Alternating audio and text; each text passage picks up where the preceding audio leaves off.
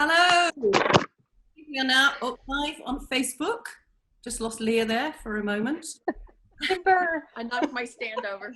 The Region 31 virtual convention, your team and the RMT have worked so hard to put together lots of fun things this weekend, and we are thrilled to start with the panel that we would have had with us in Cardiff this weekend. Sorry, I'm Nancy Kelsall, firstly, the Directors Coordinator, for anyone who doesn't know me. And as I say, we are thrilled to have the panel that would have been with us this weekend in Cardiff.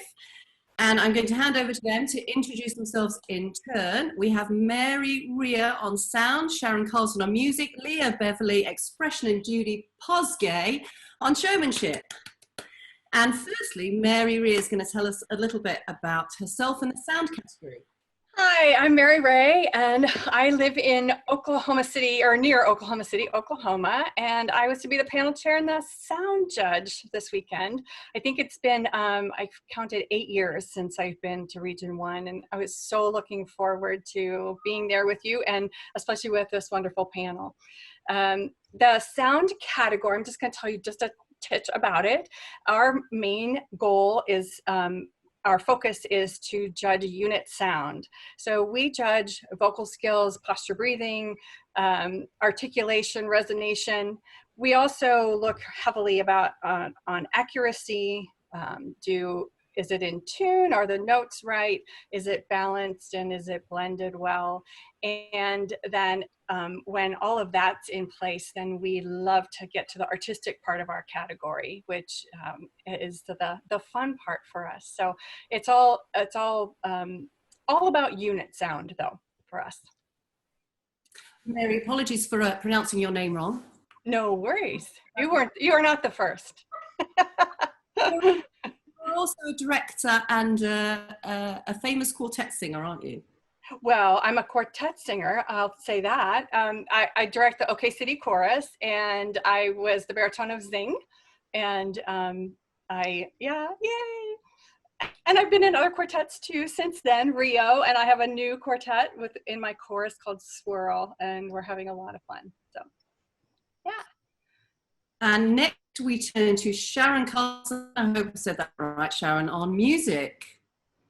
Hi, everybody. Sharon Carlson. I am in Region 12 and live in Northern California. I'm 1 hour north of San Francisco in the beautiful wine country.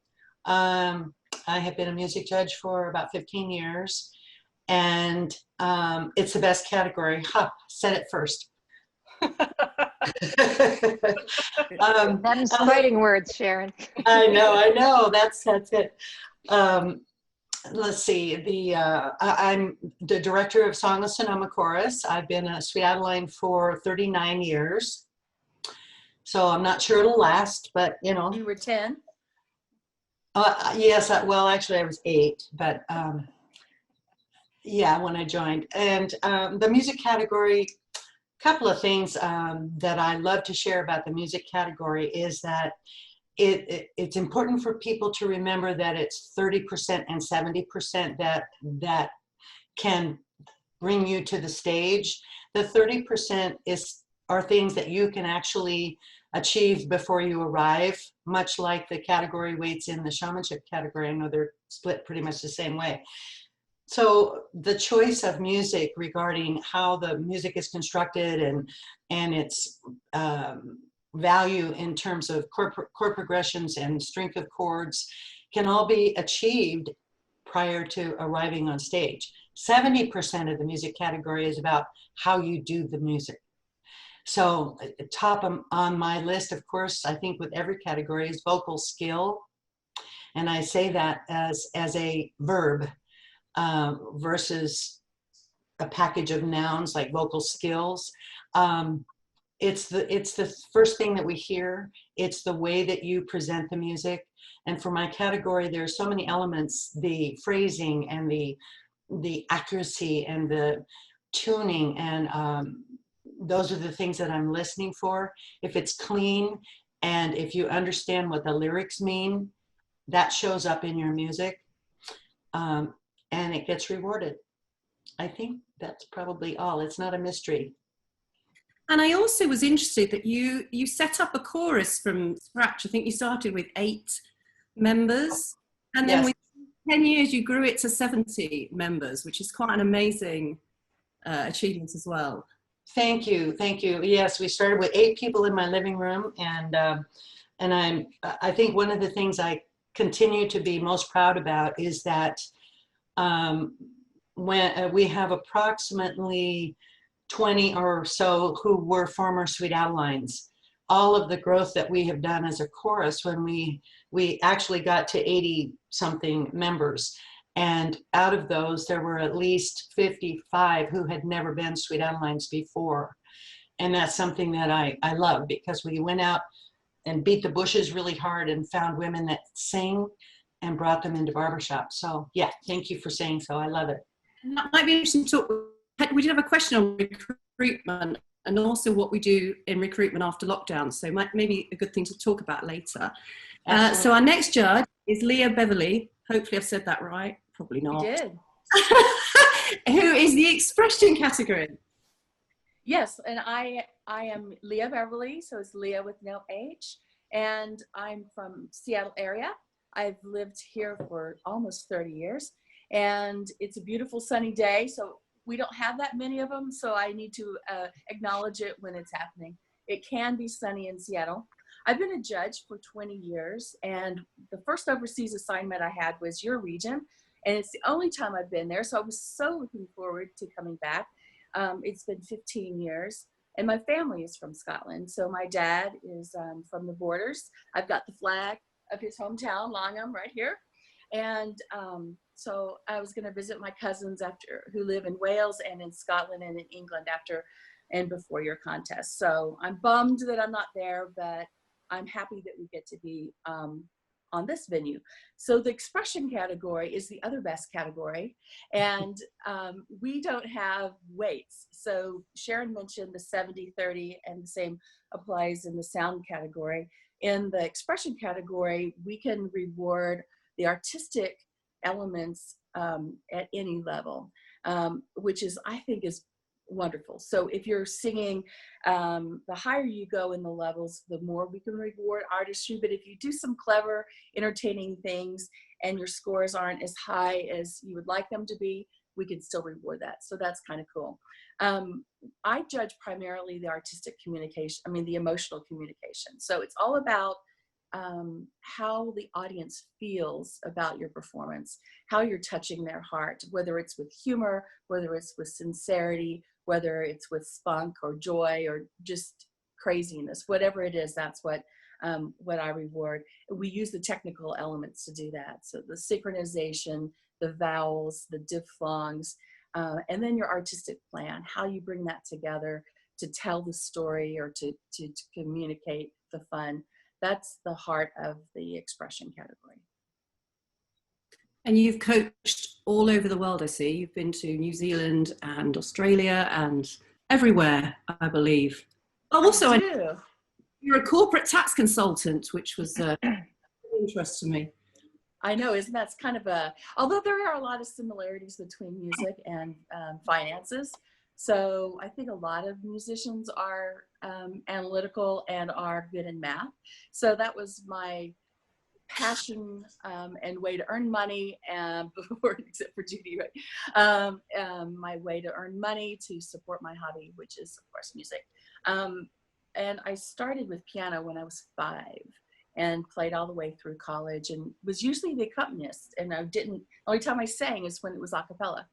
So other than that, I was playing the piano for the choir. So I guess I started the love of a cappella because of that. But I love singing. And last but by no means least, the showmanship category, we have Judy Pozsgay. Yes, hello everybody. And yes, you pronounced my name correctly. That's frequently not the case. So well done, Nancy, thank you. I'm Judy Pozsgay. I live in beautiful Seattle, Washington area. I've lived here for about 14 years now, originally from Canada, yay, still a very proud Canadian. And originally born and raised in Toronto, Ontario, and then moved to Vancouver, BC, where I discovered barbershop. And it's been 25 years now that I've been in a barbershop world. And I've been judging for, I think, about 16 years. Seems like forever. So yes, very excited to be here today with you all. Showmanship category is basically similar to the expression category, which is about the emotional communication to the audience and having the audience feel something. Showmanship is basically the visual communication. So ultimately, we're trying to get the music out to the audience, across to the audience, have the audience experience some kind of response, and this is the visual side of things. It's referred to as salesmanship. So if you think about it in those terms, what we're selling is the musical product at the end of the day. As performers, we are the seller, and the audience is the buyer. So in order for there to be a sale, there needs to be a product that the audience wants to consume, right? Which is why the vocal skills are a part of our category as well. And, you know, audience rapport, energy, the ability to look comfortable, characterization's a big part of it, physical expression, which is all the natural body language, and movement that accompanies the performance, as well as choreography. And as was mentioned, there is a 70-30 split, but I do believe that most showmanship judges judge in more of a holistic fashion. You know, I know I certainly don't sit there and think, well, for this one song, I'm going to deduct 5 points because I didn't like that choreography move. I mean, it doesn't work that way, right? So but it is right now on the score sheet separated 70-30. The 30 are for the preparation elements, and then the 70, really the heart of it is how you execute the plan, how you bring it to life. And ultimately, we want the music and the visual to support each other so that they're one. And you're obviously an international quartet champion with Frenzy. And I also remember you from Unplugged and Mojo, because I used to have those DVDs and watch them all the time. But you're also a BHS certified judge as well, aren't you? Yes, in performance. Yes, as of last year. So we have some questions that have been submitted in advance and some questions coming through on the WhatsApp and the Facebook. We've only got till 8 o'clock, so we'll try and get through as many as we can. The first question I'd like to ask the panel is, how can small choruses really compete with the big choruses? And what are your top tips for a super successful small chorus?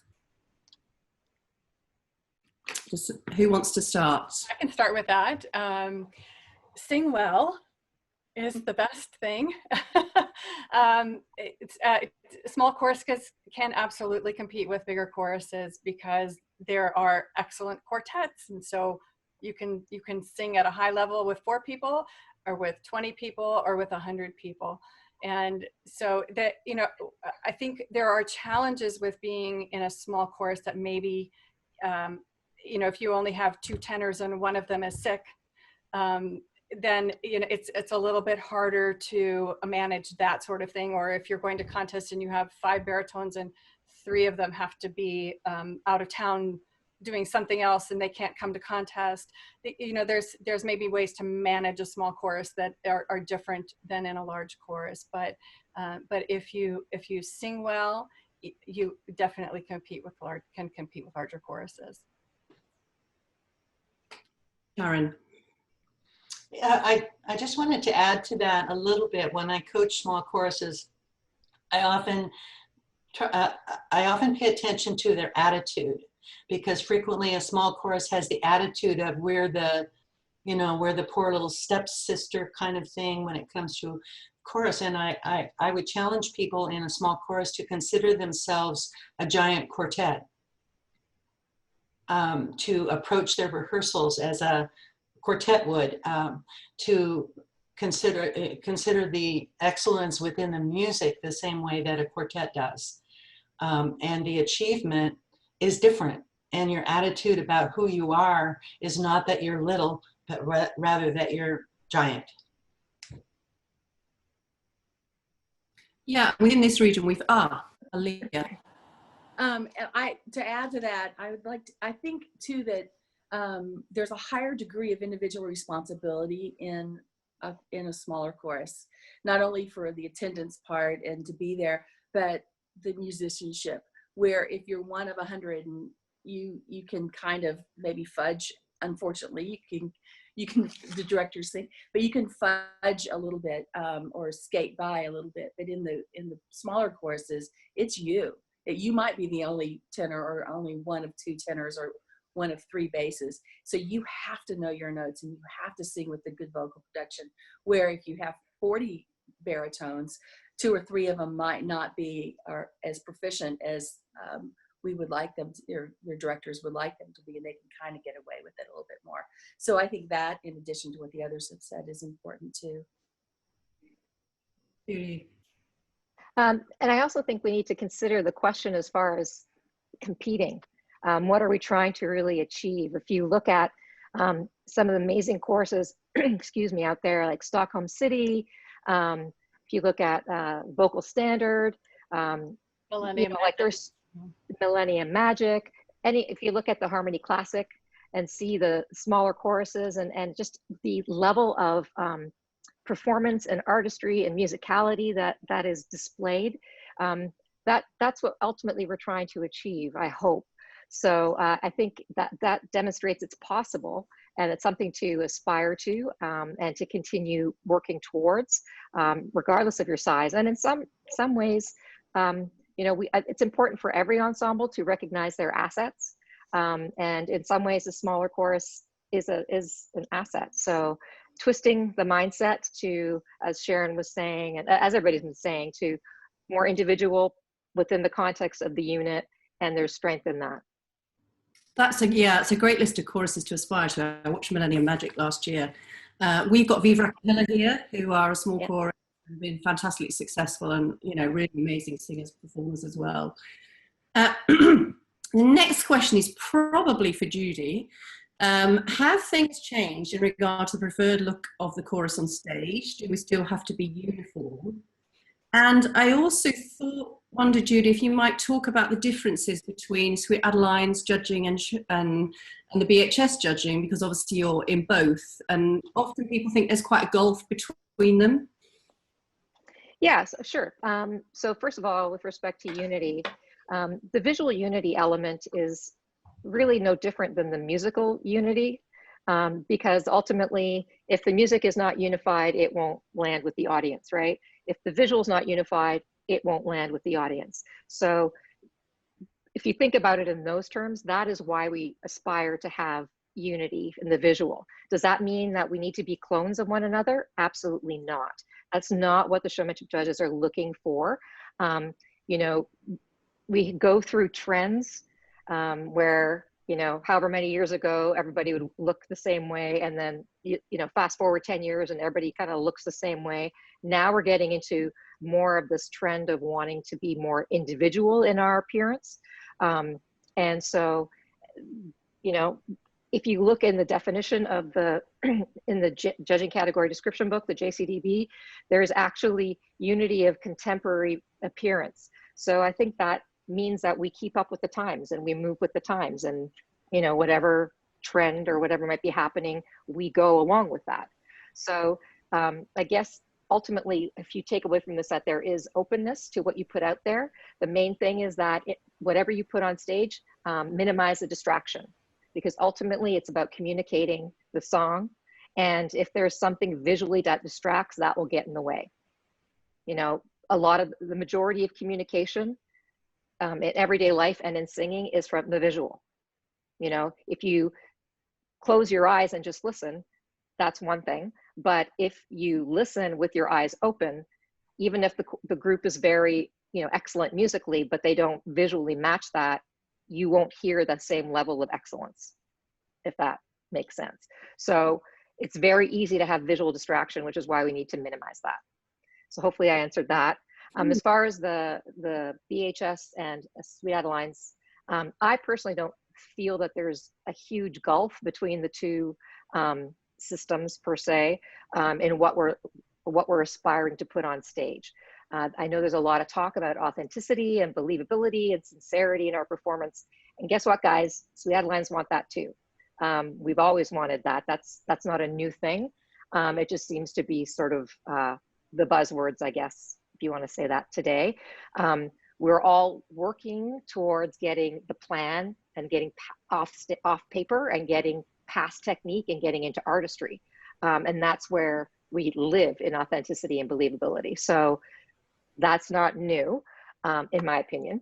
And as far as the two different systems in judging, there's a difference in that Sweet Adelines, when we sit down and judge, we're basically adjudicating the performance that's on stage in the moment. It's a snapshot, right? It's an analysis of what you did, and we're not to coach you on the score sheet. We're just supposed to say this is what we saw, right?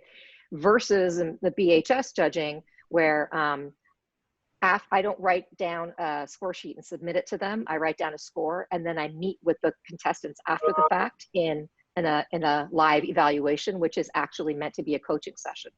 So the difference is BHS is all about coaching, and Sweet Adelines is not about coaching. That's how I distinguish between the two systems. Interesting. Now, I think we've had a question from the webcast, which I will just, this is a sound question. Judith Yates has asked, from a sound perspective, do you think there is a better sound in chest or head voice? Thank you, from Backbeat a cappella chorus. We should use a mixed voice when we're singing, so that, and that's probably the best. There's a predominance of chest voice in lower notes and a predominance of head voice in higher notes, but in the middle we should be using a mixed voice, and that's the best. Excellent. So the next, this is a slightly controversial question. So we sometimes have questions about consistency between panels from year to year, and we're obviously have different panels, we're in different venues, and our region is very competitive. So I think in 2017 we had 6 choruses that scored over 600, and in 2018 I think there was sort of 3 marks between 4th and 7th place. So consistency between panels can be quite important to us here in the region. So I wondered what your thoughts are about the consistency between panels, how that's managed, and how inconsistencies might arise, and how we might deal with that. I think from a judging perspective, we get together before each contest on site and watch a level tape. So, and all the judges throughout all the regions watch that same level tape, and we watch performances that range from C- all the way up to A+. We do it for the Harmony Classic. We do it for the open division. We do it for the quartets, and we on quartet day and chorus day. So we're all using the same tool.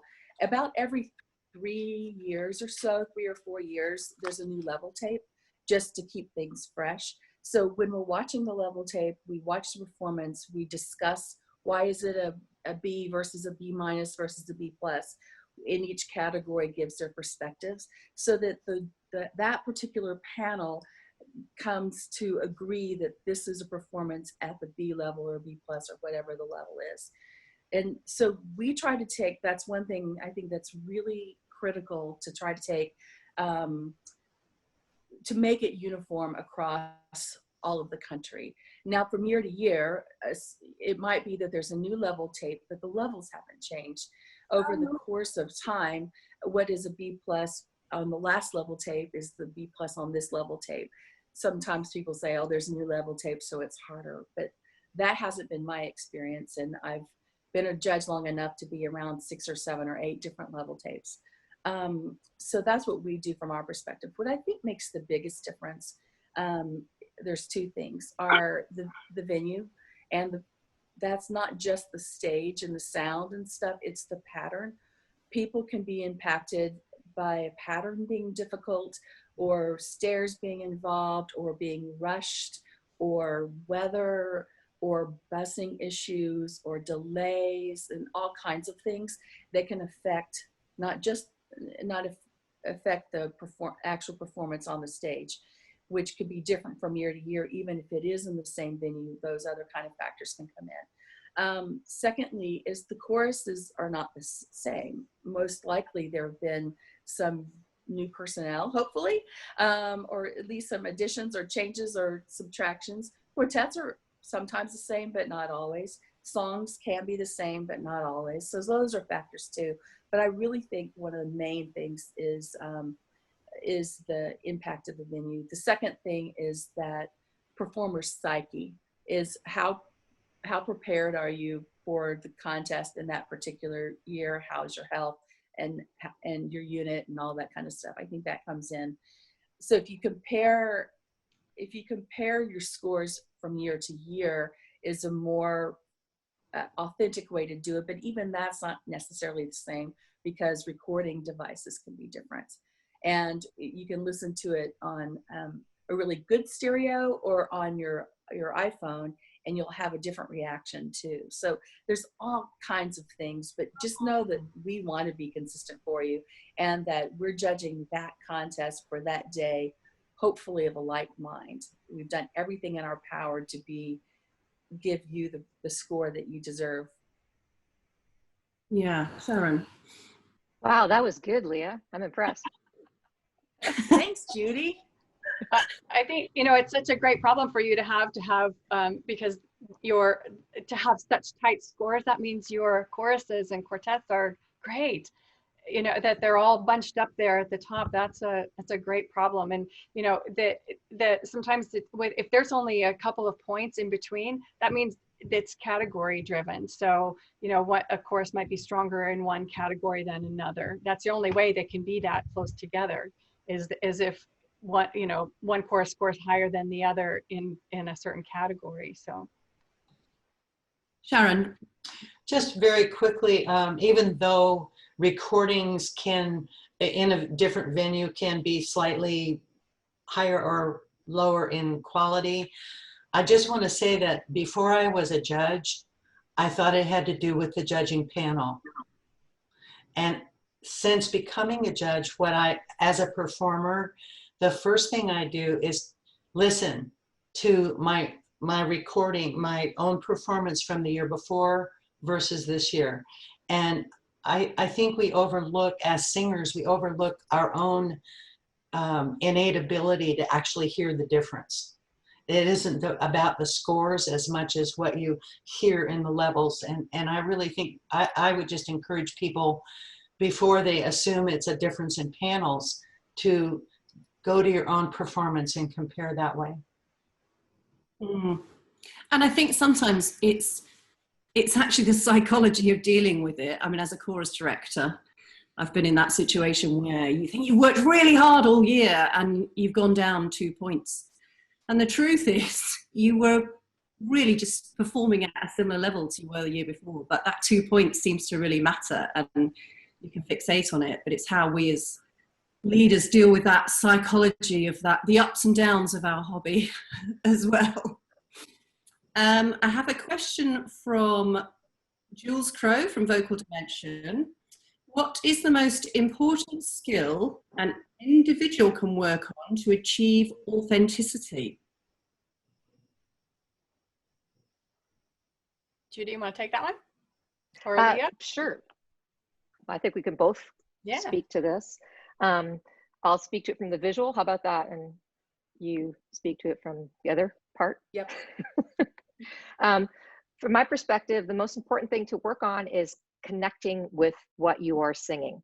So if you pick up a piece of music, look at it, understand what you're singing, why you're singing it, who you are when you're singing it, what's compelling you to sing it, and personalize that.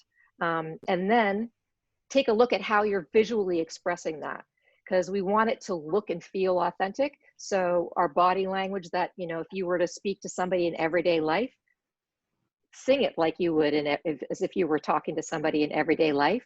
And you know, that's how we tap into that. So it's connecting to the music and allowing your body to show that in a natural way. Oh, And that goes for choreography too, by the way. I find oftentimes we get to the learning the plan, because I view choreography just like the notes and words. It's just learning the plan. And we have to, just like we want to get the music off paper, we need to get the choreo off paper. So it means we need to connect to it and make sure it's founded in characterization and purpose and intention, so that it's all one fluid, authentic, believable performance, as opposed to, you know, here's a plan that we're watching or experiencing. I love that. I've written that all down. Perfect. And all of that same stuff applies that Judy said to the singing as well, the vocals. I think understanding the lyrics and looking at the lyrics as paragraphs rather than phrases. We talk a lot about phrase to phrase singing, and I think to become authentic, you have to think of it at least in a paragraph, and how those paragraphs then form a book or a story. It might be a 3-chapter book, for example, and to think of it from that perspective, and well, depending on the song, of course, and then to get inside, you have to use the technical elements to get inside of their technical, to get inside of the execution. But once you have those technical elements, you have to, I know we say let it go, but you do. There's a lot of people who are seeing the plan rather than singing the story and letting the lyrics live.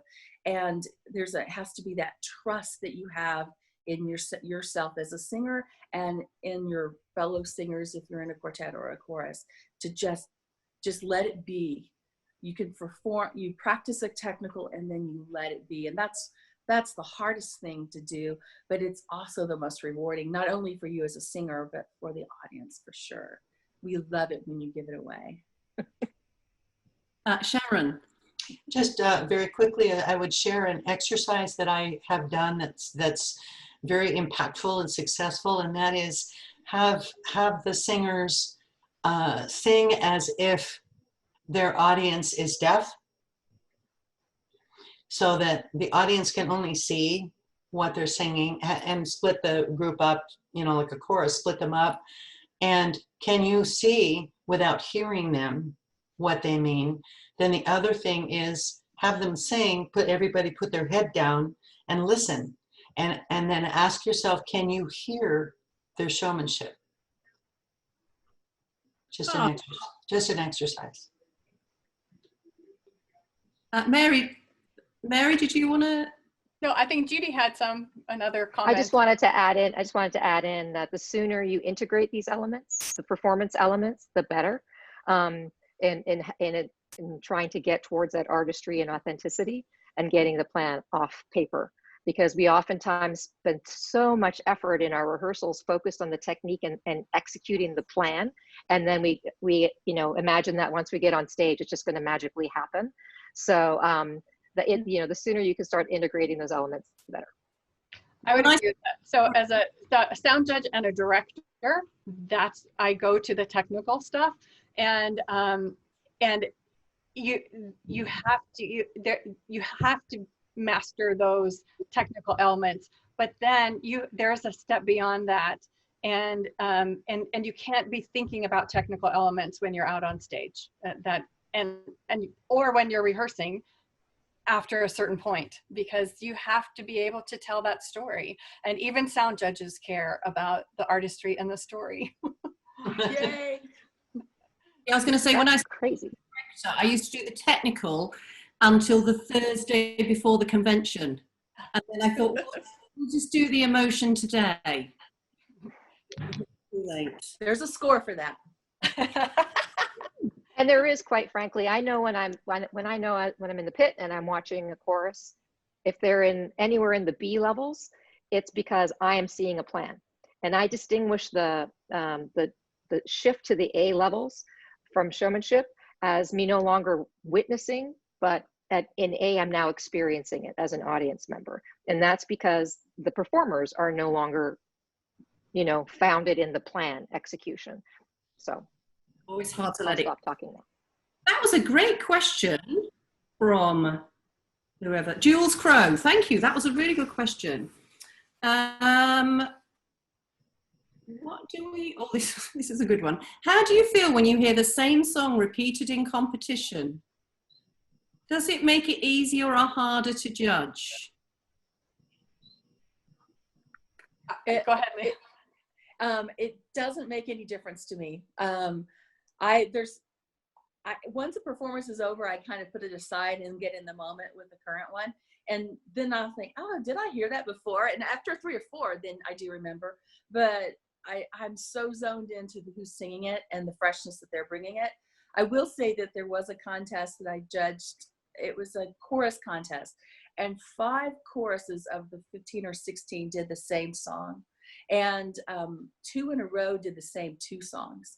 So that was fun. I mean, I liked it as a judge. Some of them did it as backbeat, some of them did it as a downbeat. They all had different plans and all that, but it was so I thought it was fun. The audience, however, was groaning, and then I thought that impacted potentially the performers, because they would just sing the intro and then the audience would go, oh, and because they had heard it for previous times. But as a judge, it doesn't impact me at all. I would agree. I don't remember actually probably who sang what in the moment. It's a new chorus, it's a new sound, it's a new presentation, and it's that performance that you're judging. So it doesn't make any difference at all. Ditto. Yeah. Does it affect you, Judy, when the audience goes, oh? Well, I think it affects all of us. I mean, we are human, right? And it's a little disappointing, quite frankly.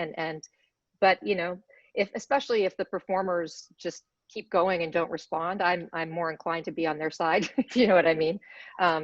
It's well, you know, I mean, that probably wasn't the right thing to say, but I really I feel for the performers, and having, you know, been on the stage and having had that happen as well to me. You know, it's not the best experience, but it's a fresh, every single performance is a fresh performance. That's why you can also hear the same song sung by the chorus, you know, for multiple years. It's not like, oh, well, you know, we judge them at this level at that time. So we're judging what's in front of us in the moment.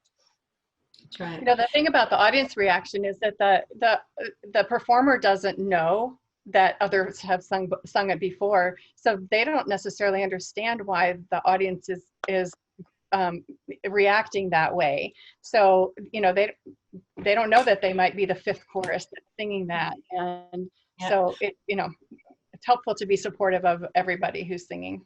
Yeah, I've often wished that the audience would just not do that. I have also, the sadistic side of me has also thought, what would it be like if a whole contest was the same 2 songs, all the contestants? I know that's really sadistic, but I've actually thought that, and You know, they do that in brass band competitions. That in the UK, so if you have a brass band competition, they all do the same piece, and they're all behind a screen, so you can't see who they are. So I think that's the future, Sharon. Well, yeah, I don't see it happening really soon. Could we be like The Voice? No audience. That's right. Could we be like The Voice and sit in chairs with our backs to And turn around to them, and then slap the button and turn around? Lots of hellos on the live chat that we can't see, but hello, everybody. Give everybody. Hello. Now, this is an interesting question, tricky question. Question from Susan Ferguson Snedden. It's not unusual for there to be quite a discrepancy between scores at regional and at international, with scores tending to be lower across the board at international than at regional, at which the chorus is qualified to go. What do the panel think is the reason for that? Now, I don't know if that is true in every region, but it is true in our region quite often. And so, yes, so I don't know if that's something you've necessarily come across, but it is something that does happen a bit in our region. Lea, you've done, yeah, yeah. Sure. I hear that a lot there are groups that I coach that has happened to. And so what I have done for them the next time I'm with them is play a copy of the tape that I made at one of their last rehearsals. And then I play a copy of the tape that they did at International. So, or you could do the same thing with their regional. So sometimes I'll do the regional, their retreat, and then that, so that they can hear what it is, because there often is a difference. And I find that the groups, this is just in a general thing, it's not, I haven't done a lot of over analysis of it, but I have looked at it in a lot of detail. And I think that it's the groups that perennially hit the top 10 or the top 15 at International, often their scores are the same or better, especially in the top 4 or 5, their scores can be even higher than they were at regional, where there's a whole lot of choruses that are so good and that are in the, let's say 600 to 640 or that range when they qualify to go. So they're really great, solid performing groups. And then when they get to International, for some reason, some of them end up not being able to achieve what they did at their regional contest, whether it's the intimidation of the stage, the size of the venue, the comfort level we have in our own regions, because we go there year after year, the process, being tired, the different rehearsal schedules at International, all kinds of things, fear factor, the stage fright, the intimidation, and that the longer, I think that has been my experience, that group of really solid winners that have scored B pluses and above, they just sometimes cannot put that same performance on stage. And if you listen to the tapes back to back, you can hear the difference. When I've done that, I have not heard that their International tape, where they scored less, all the ones I've listened to were better. I've never heard that. So I think that scoring is not more difficult at International. We have a level tape like we do at regionals, but it's not any harder. It's regional. It's the same. We just have to differentiate between the levels. So you have way more people at the B plus. You know, basically everybody's a B or better. So instead of going from a 40 to 100 per song, we're mostly going 60 to 100 per song. So we've narrowed our spectrum, but the actual scoring is identical. I've judged International 9 times, and it's just the same as regional, just more excellent. Sharon. Oh, I'm just agreeing. That's a thumbs up. And also, I mean, exactly as you said, Leah, I mean, it's very intense competition. You'll have all of your members there, and it's in lovely venues. We have theatres and, lovely concert halls. And then when we go to America, I mean, in my case, you can't get everybody to spend £2,000 to go to International, so you'll have fewer members. And so I do think there is an impact of that as well, as you say. And, that big arena is a different place to sing, isn't it? Yeah. So really, I think that has to do with it, more to do with it, well, a lot to do with it, because that stage is different and it sounds different up there. And, some regions have their regionals in ballrooms and some in theaters. And either way, it's a completely different performance experience up on the stage at International, which is a huge venue. It's often feels cavernous compared to most of regional venues. So it feels different. And don't you find too, the more experienced a group is at being at the international competition, the more consistency they begin to see between how they may have won their region or not. So it's obvious that the impact, as Leah so well described, about the whole week, the change in everything that you do, once you become really super experienced at doing that part, then the odds change in how you can take what you do on stage. yes, absolutely. I was going to ask one more question on sort of judging, and then we've got a couple of other topics. lockdown, and then sort of general sort of skills. But the last one I wanted to ask, I thought this was a really good question, was any top tips for turning score sheets into a strategy for improvement? Sharon, I don't know if you want to talk about that. I do, because it's a huge discovery after becoming a judge. As a competitor for all those years, I would look at the score sheet, and like so many people we all know, that score sheet becomes the Bible for the entire year, and dictates so many things that it can be negative. But the judges said, and so we can't do that because the judges said we're not good at that. Blah blah blah. And what I found and changed my perspective with is that, as Judy was so well describing, it's a snapshot. It's a snapshot in what you're able to do. And so I would take that snapshot, and rather than verbatim on that particular 6 minutes on stage, what is consistent in, like, in the last 2 years or the last 3 years? What consistent things do you see coming up in your performance?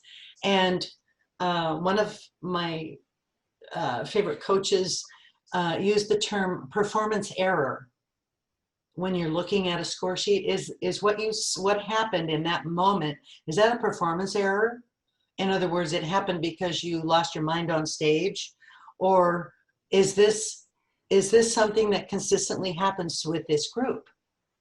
And if that's what you find, once you find the consistent things, then you can have a strategy about, you know what, we need 1,000 more reps of the whole performance in order to not have it be inconsistent across the board. We need, whatever it is, whatever the comment is on the sheet, has to do with your own consistency. So I just would encourage everybody to use the score sheets as a snapshot of that moment. And then the strategy is all about what's today versus how often does this happen. I think I'm repeating myself. No. I think that's it. So I'll say it again. No. 1,000 times, Sharon, 1,000 times, so it's more consistent. I in my chorus rehearsals, I'm a strong believer in reps, but I never ever do, okay, we're going to do the set number 1, then number 2, then number 3 in a row. I mix it up, and I do all kinds of things during a given time when I'm at the point of doing reps for a contest or a show, so that they don't realize how many times they're doing it. Nobody counts, but my max is always like 10 or 12 times during a given rehearsal. And I'm just saying, there are lots of ways to get 1,000 reps in besides one at a time. I'm just telling my chorus now, they've got to do 1,000 reps, Sharon. That's all it takes. If you want to get past having a plan in your head, do it again. What if a judge says we don't like that lipstick? Is it just gone, that lipstick? What is that? The lipstick. I was wondering how long it would take until we started talking about lipstick. Oh, you're not talking about I think 45 minutes in is pretty good. I think it's a new record. You're not talking about eyelashes. We haven't talked about eyelashes yet. So, if you seriously want an answer to that about makeup, we see that a lot on social media. There's a lot of questioning about whether, because of the lipstick, that's why you scored the way you scored, or it had such a huge impact on your performance, or whatever the case may be. Let's keep in mind that, it's in perspective, and it's meant to be a tool. Just like your costume, your choreography, all those elements are meant to be tools to help you communicate. And in order for you to visually communicate, we have to see you, and we have to be able to see your features. And, in order for everything to be uniform across every region, there are really bright white lights that are the standard, excuse me, which are not what typically would be used if you went to, say, a musical theater show somewhere else, right? They would adjust the lighting to be different. So in order for us to have our eyes, which are huge for communicating, and our entire face visually appearing, to back of the theater, we have to be able to have makeup on that will be supporting our features and enhancing them under those harsh lights. So I don't think we take into consideration the lighting in these situations. So yes, typically the brighter red colors tend to be more effective, but the showmanship judges don't care if you wear green lipstick or blue lipstick or red lipstick. It's, can we see your features? And is it enhancing the character or the story you're trying to tell? So that's where I often write about fading blush, because we can't see, but under those harsh lights, if you walk out with that makeup on and go to your local grocery store, you probably would get a few looks because you're this close to people and you're not under those harsh lighting conditions. However, when you get on the stage, it's different. And again, I reiterate that it's not the same if you went to like a Broadway show where they are lit in different ways. So just keep that in mind. Oh, I've never heard it put like that. I thought it was really interesting. Thank you. Can I go back to the score sheet, using your score sheets? Yes. The number one thing I would do is look among the 4 score sheets for what, if there's any things that all 4 judges commented on. So that would be an area that I would focus on. And then or the commonality of what they're saying, what are all of them or 3 of them doing? And then I would look to the places where the categories overlap. So for example, with the music and sound judge, we talk about synchronization, for example. So if all 3 of us have talked about sync, then I think, oh, maybe we should work on sync. And then with the showmanship judge, we talk about the communication, the storytelling, and that from the visual. So I would look at where the commonalities between the categories are supposed to do, where they overlap, and what those comments are too. And then I would derive a plan to prioritize based on that if you were going to use the score sheets. I also think it's a good idea to be aware of, the snapshot moment is showing you what you're doing in that moment at that stage in your development. And then after you do Sharon's 1,000 reps and get it consistent, also be aware of not only where you are, but where you want to go. So look to the next level and be clear on what it is you're trying to aspire to do. And the other thing I would comment on as far as using the score sheets is, if you're anything like me, I would encourage you not to read them immediately after you get off stage that night or whenever. Give yourself some time to digest everything that occurred, whether it was how you wanted it to be or not, and then sit down and look at it when you've had a little bit of distance, so that it's not all emotionally driven. It's more analytical. Unless you win. Oh yeah. even then. Really? The thing about score sheets too is that most of the time the information that's on there is not a surprise. You say, yeah, we were working on that, and so maybe we did it, and we still have work to do in that area. And it is a snapshot, but it does help us set some goals for what we need to work on. One quick thing, an exercise that I have done many times with my chorus is about a month or 6 weeks, so that we have plenty of times for reps. About a month or 6 weeks before a contest, I spend a half an hour having them write their own score sheets. And by that I mean they don't need to understand the categories necessarily, but in the sound category, I'd like to see this comment. I'd like the music judge to say, excellent accuracy, completely in sync. I'd like the showmanship judge to say this. And from that moment, then I want you to behave like your own score sheets. Oh, I like that. Cool. So I'm conscious of time. We are supposed to finish at 8. What does that say? 5 minutes to go. Oops. Well, I think we might overrun a little. I wanted to turn away from judging and talk a little bit about the situation we find ourselves in now. as leaders and singers, and obviously it's very difficult. And I don't know what your advice is for lockdown rehearsals, what experiences you're seeing. Really, any thoughts you have on this situation and how you're dealing with it, good and bad. Just over to you, really. Well, as a director, I don't think we've missed a rehearsal. Well, actually, we did miss one rehearsal, but it was because of weather, storms in the area, and so the connectivity is bad. But we went straight into Zoom rehearsals, and that's what we've been doing. And as a director, it's a challenge. It's so much more planning to run a Zoom rehearsal. Obviously, we can't sing together. We can sing at the same time, but not together. And but we've been doing a lot of education.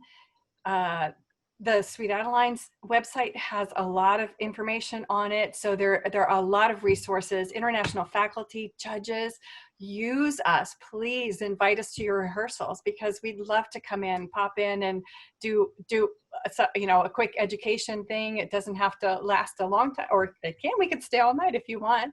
But it's there are a lot of resources for directors and leaders. Look on Facebook, because that peer-to-peer sharing is probably the best resource right now.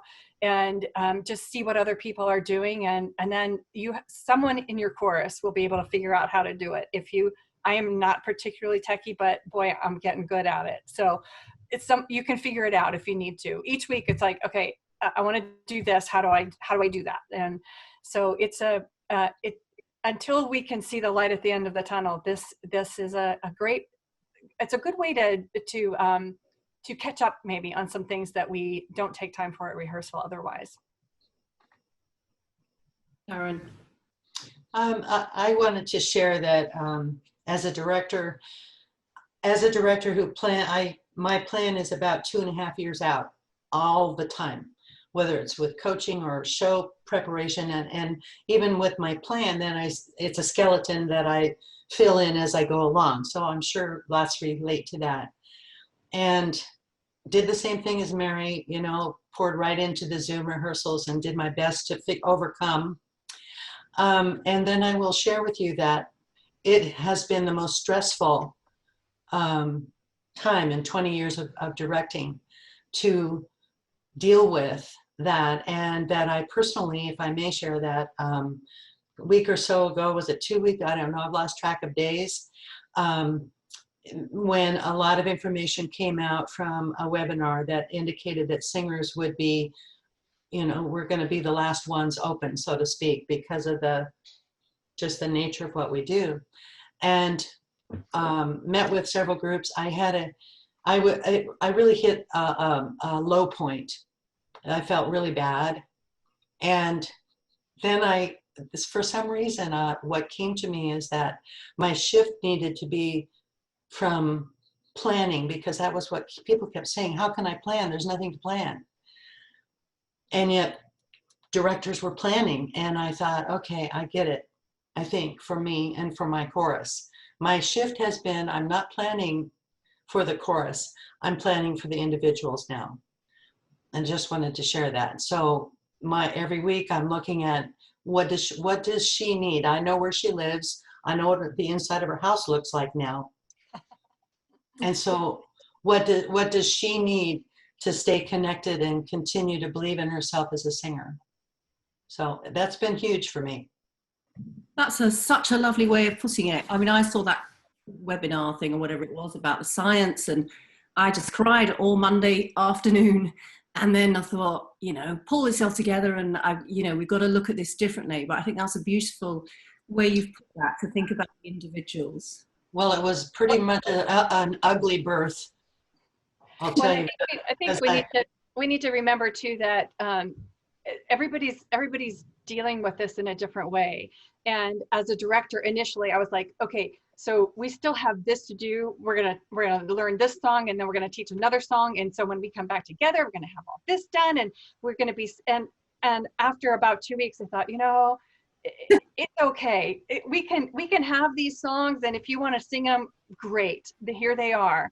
But there's no pressure at this point. The being together and supporting each other is the important part, and supporting the chorus and making sure that we have a chorus to come back to. And that's the important part. And so if we learn some songs while we're apart, great. But there's, people need to be qualifying on them? Well, if you want to, good. But having, I went away from having really high expectations about what we were going to accomplish. And now I just would like for each person to come and be happy that they were there with each other, that maybe they learned something, and if not, that they were just happy to see everybody's face. So. Same thing, Mary. Same thing. I started telling them, the chorus members, welcome to the oasis. Yeah. This is your oasis from that desert out there. That is so beautiful. We end every rehearsal with "We'll meet again," and I can't get through it. We don't sing it. I just play a video, a different person singing it on YouTube each week, and I never get through it, and that's okay. Thank you for sharing that. I feel a bit tearful, but thank you very much. Let's talk about... Judy wants to... Sorry. I just wanted to add on to that. From my experience, I've been participating in virtual rehearsals, both in my own course, as well as going and teaching classes at several courses. So I've had the opportunity to see what many different courses are doing right now. And it's not uniform, right? Like as Mary was saying, it's different based on the needs and where everybody is. My own chorus, Acapella Joy, we started initially was just happy hour, and we weren't singing, we weren't doing anything. It was not scheduled. It was just let's see each other's faces, and but after a few weeks of that, it was time to start doing something more structured, and so we've started to do a little bit more of that, incorporating more opportunities for the members to shine and to lead and teach us whatever, like teach us how to fold a sheet or whatever the case may be, doesn't matter, but to keep everybody engaged. So I've been really encouraging everybody to try to continue moving forward, even though we feel like we are stopped in our tracks right now. And I think this is a really great opportunity for those who feel up to it to continue working their skills. I mean, we're on our own, but this is a great time to be practicing all the things we want to be doing in the safety of our homes. And I also want to share with you that I've issued my chorus several challenges over the last few weeks. One was and it's all on our private Facebook page. And one was a lip sync challenge. So I asked them to pick a song and video themselves and just be goofy and crazy and, out of their comfort zone. And then the next one was I curated a bunch of famous dance moves or scenes or songs for like 20-second bits, edited them down, and then asked them to recreate them. And just things like that are fun and engaging, but also at the same time, my ulterior motive is to get them performing. And it's been really interesting to see how the people that you never expected are rising to the occasion. And so I think we need to we can still stay positive and moving forward while acknowledging all of the stuff that we're currently in. Yay. So I was just going to mention that one of the things that our chorus did is that we divided into groups of 4, not quartets, but and they have a coffee clutch or a tea time once a week. So they meet on Zoom, 4 people at a time, because I think it's easy for people to fall through the cracks at this point too. You have screens of faces up on, but it would be hard. It would be easy for someone to just kind of slip away. But every week, this foursome has come together, and even if they can't meet on Zoom, they send each other emails, and so they're staying connected that way. And our rehearsals we've had like 95% of attendance at our rehearsals. So wow. I think that really has helped is to keep a personal touch to that. So That's awesome. Yeah, and beautiful. everyone's responsible that way too. You know, you're responsible for the other 3 people in your group. Very nice. But it is just a journey, isn't it? I love the way you put that. That, you know, you start here going, oh, we'll just socialize, and then, oh, yeah, we'll have goals. No, we won't have goals. But thank you for sharing. I think on Facebook we're getting lots of positive comments about us sharing the difficulties and the ups and downs of this and how we're going to get through it. So thank you very much for your openness. I'd like to ask you, just conscious of time, perhaps got about 10 minutes, if you could share with us your favorite tools for singing, performance, expression, whatever that may be, but just perhaps 1 or 2 tools that we could all maybe take away and use with our chorus. What would be your top tips? Okay, sound judge, singing against the tonal center. So technical and so obnoxious, but there you go. There, you guys have the fun ones. Go ahead. Well, something that I do when I'm coaching, and this is a perfect time to do it actually, is for the song, identifying the emotional plan and all that good stuff, and then putting together a slideshow. And so when advancing it, you know, this is the emotion or the image or whatever you're trying to create, and then you advance as you go along as you're singing the song. And now, since we're all on this medium, it's a perfect time to use those types of tools. And, you know, I've found that that's been particularly helpful in emoting or encouraging and emoting while singing. And what's on the slideshow? Is it? It's just images you curate, right? So, So it's not it's not words, it's pictures. Lovely. Right? So if the song is You Are My Sunshine, if I've identified that we're singing the beginning of that song to a child, I might have a picture of a child. Right? So for the first line, You Are My Sunshine, my only sunshine. And then maybe for You Make Me Happy, there would be another slide that shows somebody joyful or whatever the case may be. So you're basically putting images to the lyric, and then encouraging the singers to reflect that while they're singing. Love that. I mean, Sharon, you've given us quite a few tools. Have you got any, Sharon and Rhea, your top tools? Well, it's so interesting because as a music judge, this might surprise some people. After we've worked on music, and so I want to talk a little bit about me as a quartet singer, in addition to being a director, because I learned as a quartet singer that I need to sing the pictures. And so it's interesting, Judy. And so as a director and a music judge, what I do is I get my members I've taught them how to make a map, a topographical map, if you will, out of their sheet music with colors and big markings, and then set the sheet music way away from themselves. This is assuming they already know the notes and words. Set that music away from yourself and sing the colors that you've made. The next step of that is to sing pictures. And I just would share quickly, as a quartet that I was in, we sang There Used to Be a Ballpark. I don't know if you're all familiar with that song. And we found some wonderful pictures, beautiful pictures of seriously the look on a ballpark, on the field before anybody was there, and moments in the stadium, and literally put those pictures on the sofa and stood away from it and sang the picture that we were looking at.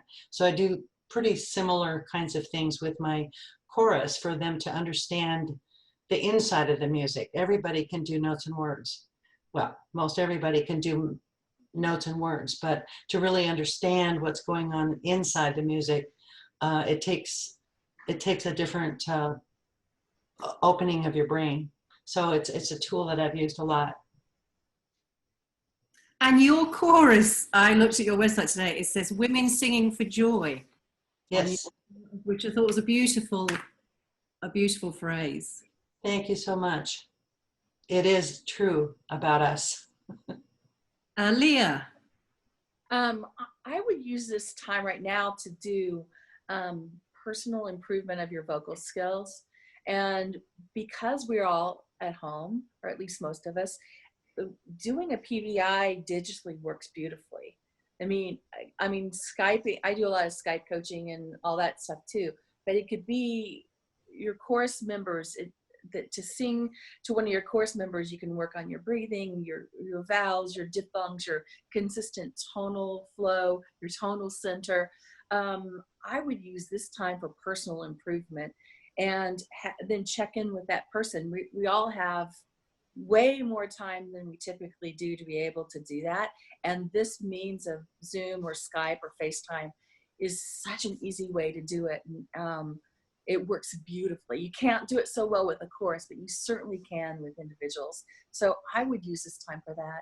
And as far as a tool, I like to analyze not only the musical chart, but the lyrics, and break it down into the target vowels. And we have time on our hands to do that as well, to identify what words are the A-E diphthongs and the O-U diphthongs, and to really understand that. That would make such a big difference in the unit sound and in unified word pronunciation and tone flow and all that kind of stuff. So I would encourage people to phonetically write out in Singlish their lyrics. It could be very eye-opening to see all the different word sounds in your songs. And then you could feel so proud that you can conquer them all. I am definitely going to make my chorus do that. So look out, Heartbeat. So, you know. Okay. Nancy, can I add one more thing? Of course. Just another real quick thing to encourage physicality. I'm thinking in terms of what we can do right now with Zoom. I know a lot of choruses are playing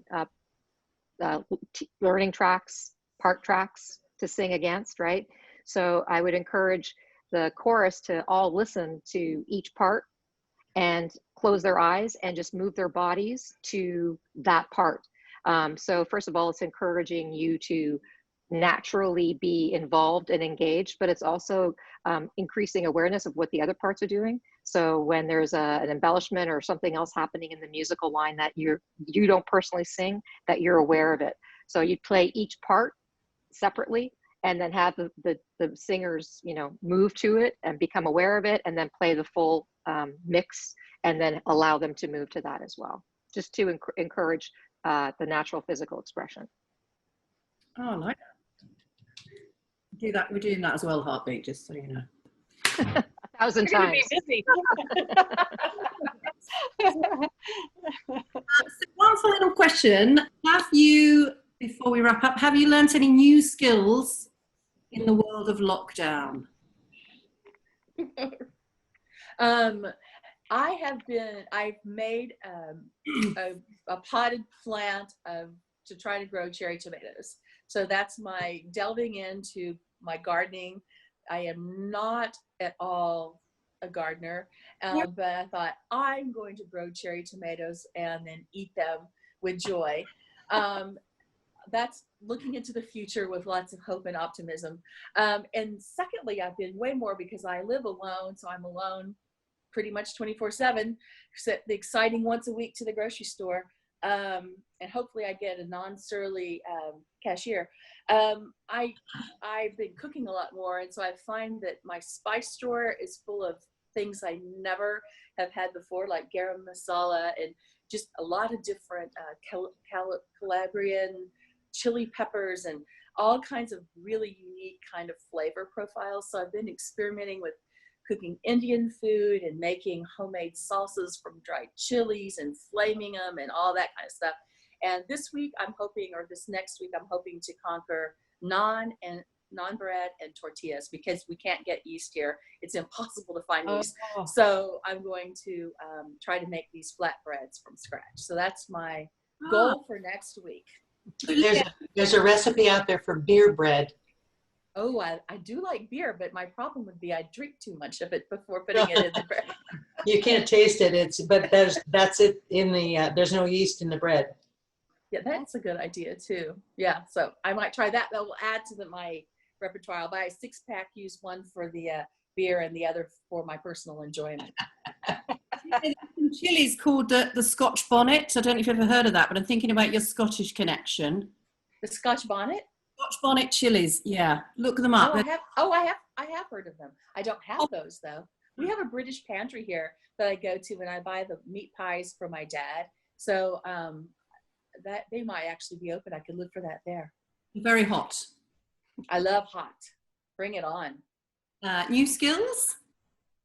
I have rediscovered something that I used to counter cross stitch a lot, and since computers and Facebook, that has sort of consumed, that takes up that extra time, and I'm so tired of sitting at my computer all day long that I make myself go away and I actually sit down and watch TV, which I don't normally do. So, and I cross stitch, and I'm actually going to finish a project. It's going to be awesome. Yay! And I like to bake and cook anyway, but I've been making lots and lots of comfort food. So that's going to show when this is all over. We're only looking from here on. Yeah. I had started a diet similar to keto, but not quite the same, the second week of February. And so, a month later, we're locked down. And so I continued with the diet, and it's great, except that the exercise part of it, at first was bleh. And so I started opening up a YouTube channel for beginning yoga. And so far I'm doing it like 4 times a week. And I mean very beginning yoga. So that's completely different for me, because my exercise was competitive tennis for many, many years, and things that require being outside and running around and being very physical. So it's a real different kind of experience. And that's it. My new hobby has been sleeping until about 10 or 11 a.m. every day.